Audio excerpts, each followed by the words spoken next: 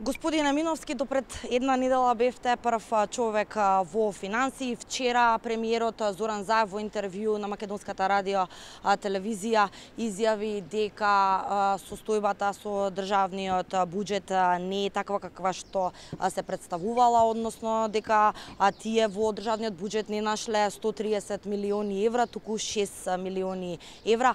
Каква е реалната состојба со државниот буџет и дали се вистинити ваквите тврдења на Заев?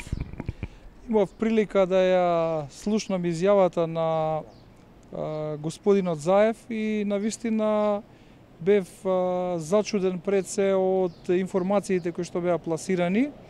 Постои една недоследност, една нелогичност во изјавата, доколку се затекнати 6 милиони евра во буџетот. Во тој случај, како е можно на 5 јуни од страна на Министерството за финансии да бидат исплатени пензии, понатаму социјална помош и субвенции во износ од речиси 77 милиони евра. Тие парични средства нема од каде да дојдат во буџетот на Република Македонија, освен ако не се наоѓале таму. Информацијата навистина ме изненади и сметам дека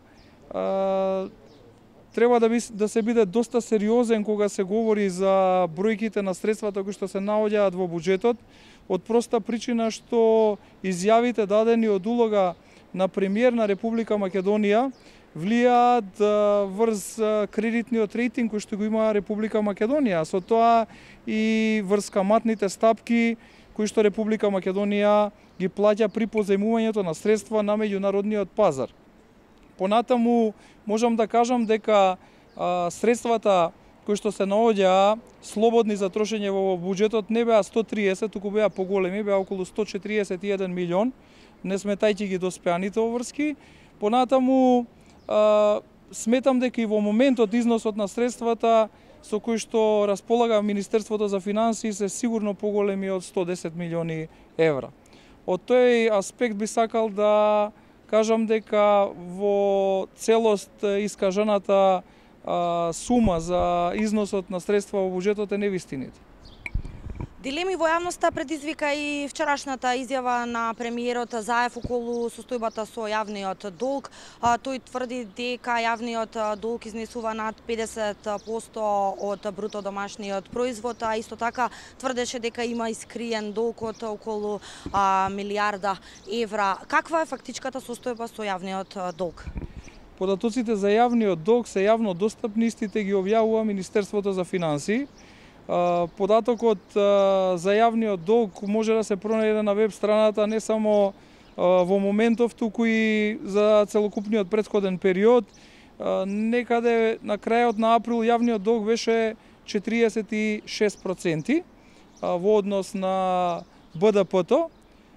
Сметам исто така дека овие изјави во однос на висината на јавниот долг не одат во прилог повторно на она што го говориме, а тоа е како кредитниот рейтинг, исто така и при евентуалното задолжување кај на меѓународните финансиски пазари, од проста причина што сите информации кои што се искажани од страна на владата на Република Македонија, од премиерот на Република Македонија, во реално време ги поседуваат и инвеститорите кои што веќе инвестирале во еврообврзниците во Република Македонија. Затоа сакам да апелирам во иднина да се внимава кога се говори за јавниот долг во однос на тезите за некаков скриен долг во износ од 1 милијарда евра.